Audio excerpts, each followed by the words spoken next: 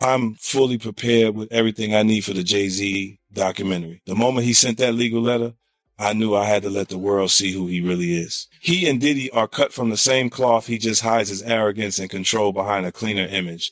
Our feud has lasted 20 years, and I know better than anyone what he's done in the shadows.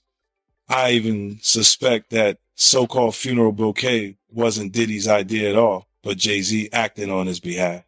Back when Nicki Minaj posted that video of him wearing a pink wig, all I did was repost it, and he got so nervous he had his lawyers threaten me. In 2015, Nicki worked her ass off helping him build his platform, and he allegedly pocketed her $7.9 million in royalties. And then there's his fingerprints all over key incidents through the years, whether it's the elevator footage or the guest list at Diddy's parties. He was involved, clearly, but somehow he always walks away untouched. That's what he's best at, pulling strings behind the scenes while pretending to be spotless in public. And now that a corner of the darkness has been ripped open, I'm not stopping. Everything my team and I are doing isn't about attacking anyone. It's about making sure the truth can't be buried by him ever again. You ain't answering the phone? He ain't answering the motherfucking phone. Yeah, it's like this, like Black billionaires lunch. Black excellence. They're sitting there like, yeah. It's a billionaire brunch. Like, I hate you, man. And we here together, and we gonna keep staying together. We getting tighter. Unaware of anything going on here. This is the one time I'm gonna be with you this year. Yo, I feel like I'm normal again. Get me out of here. Jay-Z is suddenly under intense scrutiny as whispers about private exchanges with Diddy have gone public, sparking a massive online storm. This spotlight drags Jay-Z back into controversies many thought were long buried, reigniting debates about his ties to Diddy. These claims spread familiar narratives, resurface, fueling public speculation and pressure that could challenge Jay-Z's influence and reputation like never before. Sean Carter aided and abetted or was directly involved. It's about to get real tense, and there's a lot of girls and boys who are still... In past interviews, 50 Cent made it clear he purposely kept his distance from Diddy's inner circle. He explained that certain invitations and atmospheres immediately raised red flags, prompting him to set boundaries early. That conscious separation, he insists, is why he can speak freely now. When allegations emerged later, 50 Cent discovered them just like everyone else through the media. And while the claims were serious, they didn't shock him, proving the wisdom of staying removed from that world. Far Right explained that Jay-Z is worse than Diddy. She explained how Jay-Z has done worse things than what Diddy did to Cassie to other females. And she said that she has the scars to prove it. She alleged that at one time Jay-Z attacked her and got it on film like Diddy did. And she alleged that this is why Jay-Z is totally pulling away from Diddy and you don't see him around. And it's been alleged for quite a while that Jay-Z is pulling away from Diddy because he doesn't want himself caught in the crossfire. I mean, you even have 50 Cent at this point talking about how Jay-Z is in hiding while this whole Diddy thing blows over. And you even have these accusations of Jay-Z being responsible for what happened to Kathy White. So I'm going to go ahead and roll you guys this clip of everything that Jag had to say about Jay-Z being worse than Diddy. And you guys let me know what you guys think about all this in the comments. Sean Carter is just as bad as the Diddler. And I know that for a fact. I got the scars to prove it.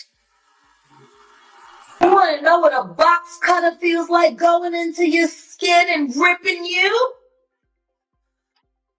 I can tell you how it feels.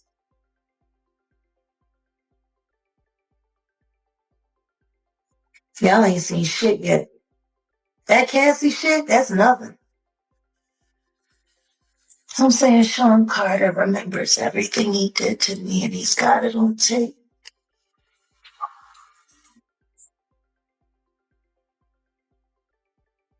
Just like Diddy.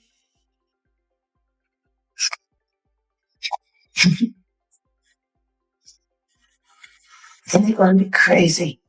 It's going to be the women that get them in the end. As scrutiny widened, all eyes turned to Jay-Z, with critics questioning his silence while Diddy's story unfolded. That quiet stance only fueled curiosity, with many speculating his team was bracing for reputational fallout. Even without direct action, the pressure was palpable.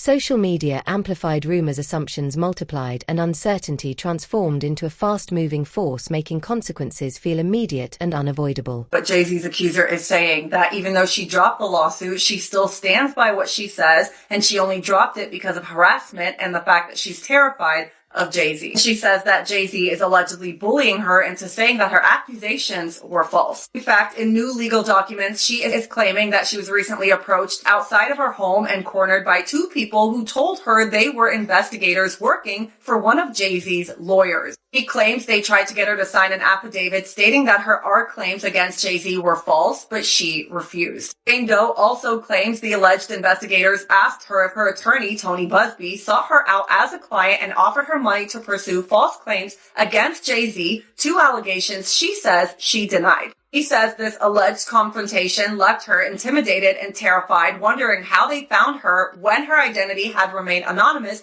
in media reports and legal proceedings. He also claims that her parents were approached by two investigators asking similar questions about Busby and her R story. In the new documents, she reveals she decided to drop the claim because she was frightened by the reaction from Jay-Z and his supporters. He says she feared she would be publicly outed and subjected to Industry insiders warned that a single major investigation could ripple far beyond Diddy, potentially affecting anyone close to him. That's why 50 Cent's documentary is seen as more than a spotlight on one figure. It's an expose on power, influence, and accountability behind the scenes.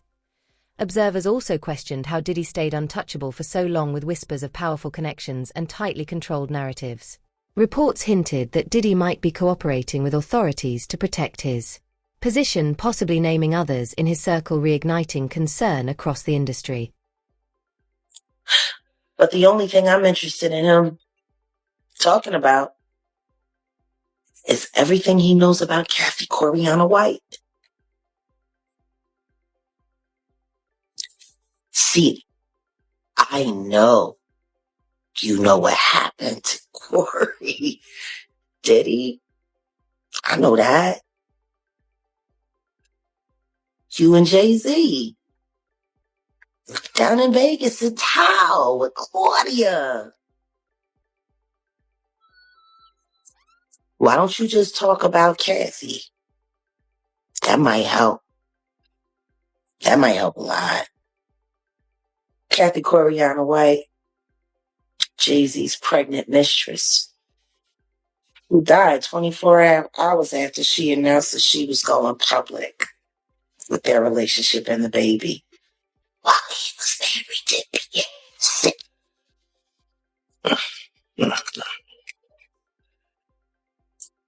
Was it an aneurysm, Diddy? Or are you the one who paid the same coroner that you...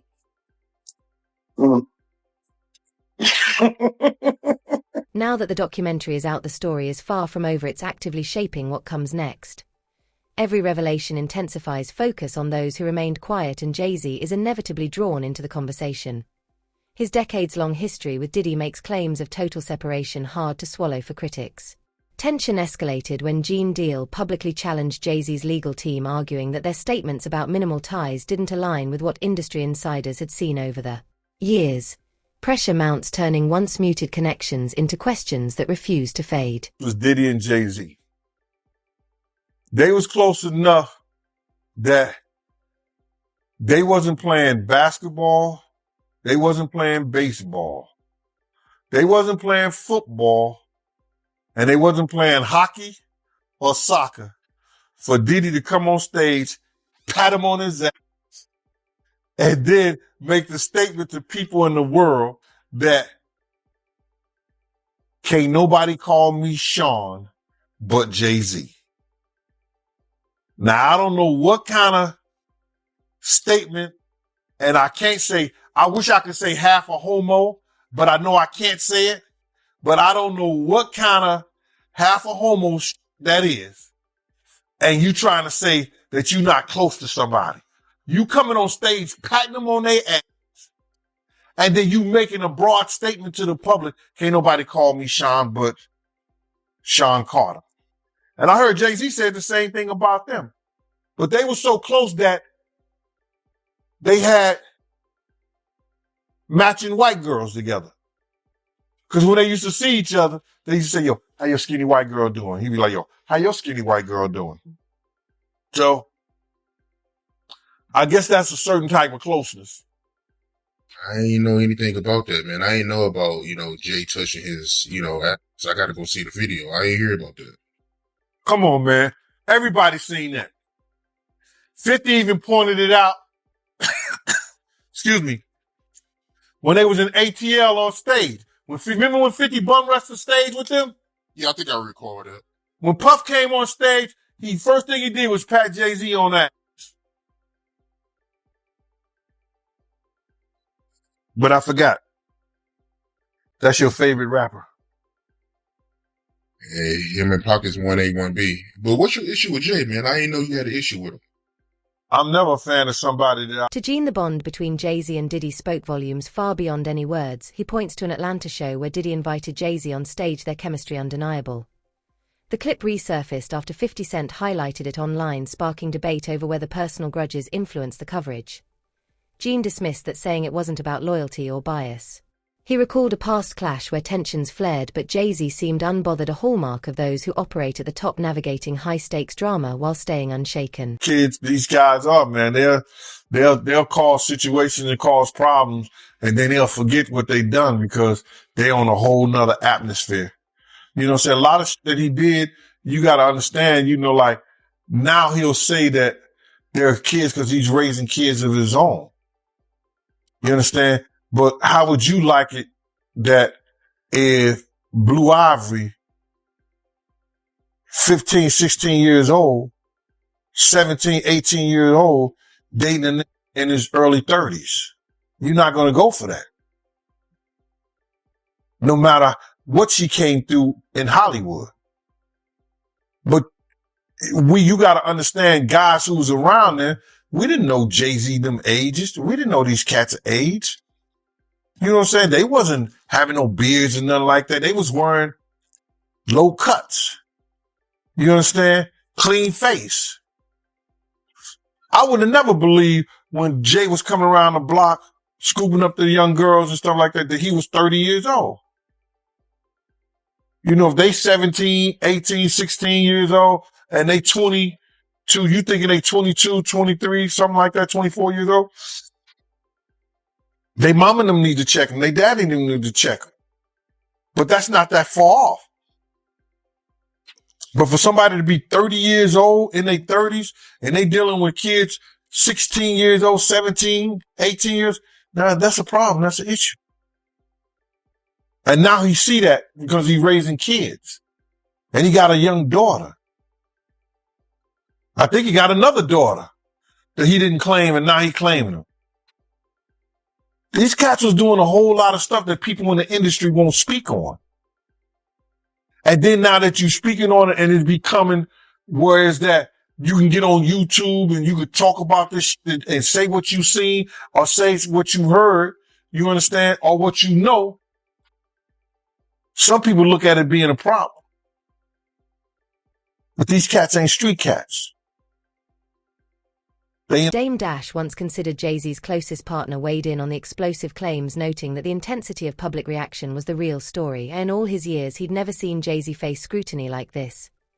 Decades of influence had made him nearly untouchable, especially in mainstream media, but now that protections seemed to crack, exposing Jay-Z to a level of examination few figures of his stature ever endure. I just see him in that, getting looked at in that way by white people, like Jay does, yeah, like I hope that shit didn't happen, but I'm like, damn, they turned the world real, like people on a certain level have been fucking with him a certain way where he couldn't do no wrong for like 25 years straight. It's the first time he's not getting a pass with white media, like he can control black media because a lot of them either work or do business with him, but like, ring champs can't get him out of this one. And neither can Charlemagne. Because, those are the guys that hold him down no matter what he does anyway. So he got to get to People Magazine and Entertainment Tonight right now because they on his head. But the question is why?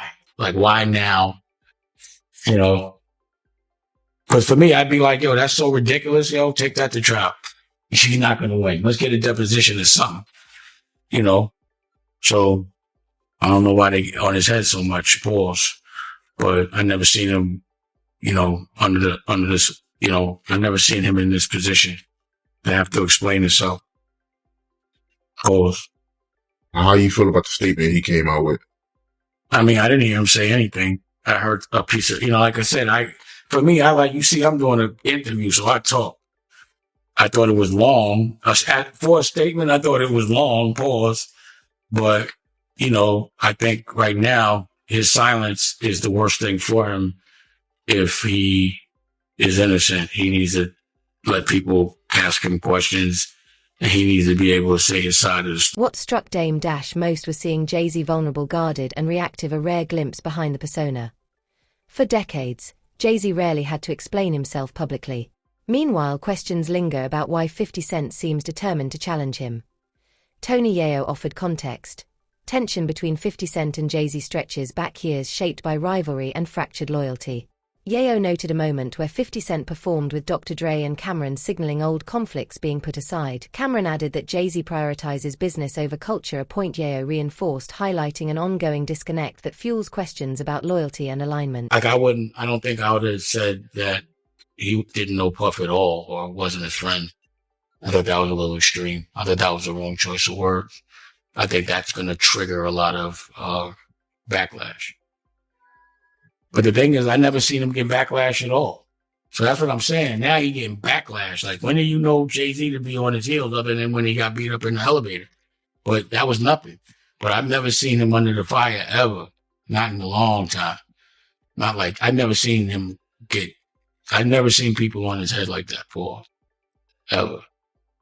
Yeah, this might be my first time seeing people come at him like this. Like I said, I didn't hear him say anything. Like, I'm not some white man speaking for another black man. Doesn't add up. It just doesn't work like that. Like, he doesn't know what to say on Jay's behalf. Jay would have to say that. So if he instructed him to say that, like, you don't even know if Jay told him to say that. He could have got off the stage and they was like, why'd you say that? He was like, I had to. You know, like, he probably said it because homeboy wouldn't. You know what I'm saying? So who knows? Like, I didn't hear him say anything. I haven't heard Jay say a word yet. Have you? Nah, I haven't heard him say anything. There it is. So y'all going by a piece of paper with words. Don't get caught up in that. I have not heard him say one thing yet. You know? Until I see him speak, he hasn't spoke to me. That's why I said I don't think he did not say that. His lawyer said it. So what else is a lawyer? Yayo highlighted a striking contrast between Jay-Z and 50 Cent. One embraces distance, the other accessibility. Jay-Z operates at elite levels, maintaining separation, while 50 Cent remains present, loyal, and visible to those who supported him. Yayo stressed that true success shouldn't erase your roots, a principle 50 Cent embodies. One telling incident involved the Super Bowl halftime show where Jay-Z initially resisted participation. Only after Eminem insisted did the situation resolve, revealing personal tension and subtle rivalry shaping their complicated dynamic. This one part where 50 was talking and he was saying, yeah, when Yayo was locked up, every G unit show, we actually put aside the money. Bro, I told for him. And he had like $1 million. Right. I just told you when I came out of my building, I see the Statue of Liberty. Yeah.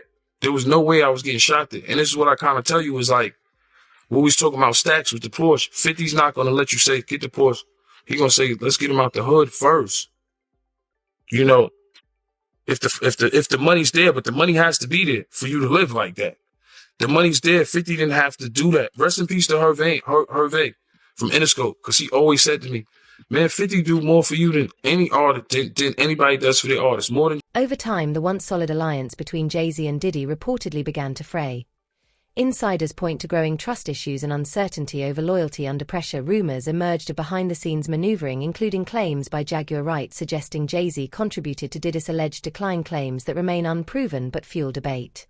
This episode underscores how quickly power dynamics shift at the top, where loyalty is fragile and alliances conditional. He said that Jay-Z loves money more than hip-hop. And he pointed out that Jay-Z performed at Tom Brady's Hall of Fame ceremony, but he didn't perform in any Hip Hop 50 events.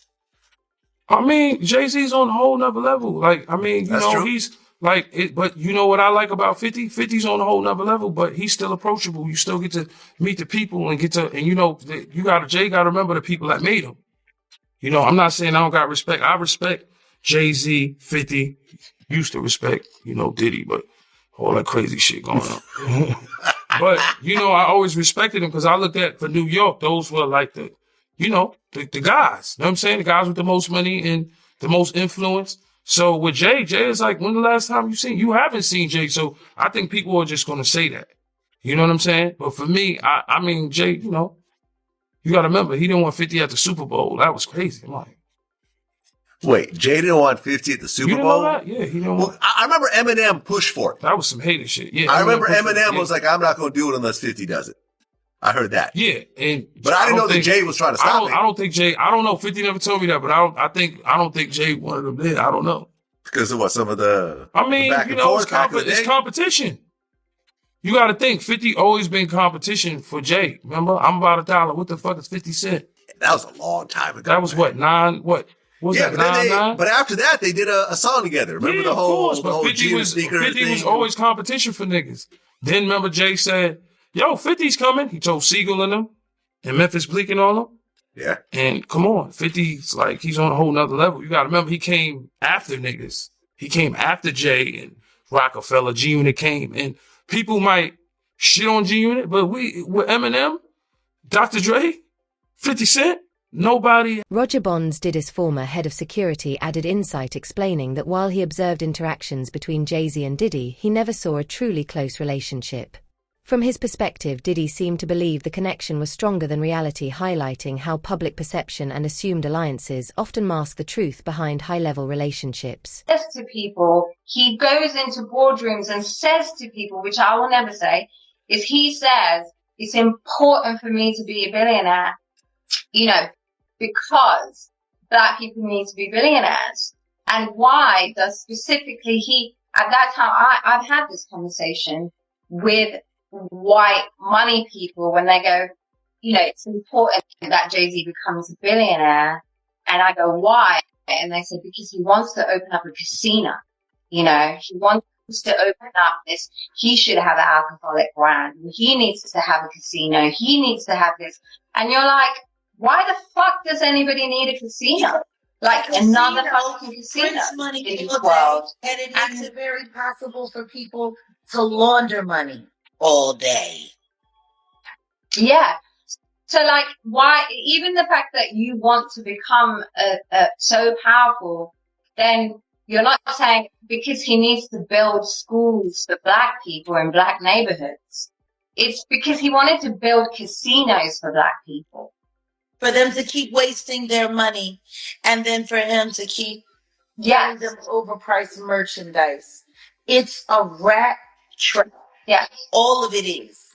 The sad part is that hip hop has now turned itself over to this greed machine and doesn't realize it's. Those close to Diddy often noted his repeated efforts to support Jay-Z gestures rarely reciprocated. This imbalance exposed a reality behind the polished public image, showing that loyalty at the top can flow in only one direction, contradicting appearances. Why now? Why? Because he's the acceptable monster at this time, like R. Kelly was the last time I sat on this couch. So who's next? Y'all don't see the lineup? Yeah, we see the lineup. I'm just waiting to see who's next. Jay-Z is setting Diddy up. Why is everyone having such a hard time? He ain't doing shit different. He lined up D. Haven, stole his life and identity. He lined up Big L, stole his life and identity. He lined up Dame Dash, stole his life, identity, and took his love. Lined up R. Kelly. He wants to be the one.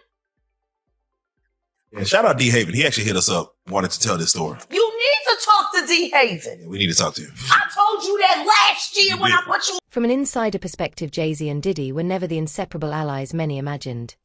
They moved in the same elite circles and benefited from shared opportunities, but true loyalty was absent. Over time, those cracks became impossible to ignore, revealing a behind-the-scenes dynamic far more complex than the public ever saw.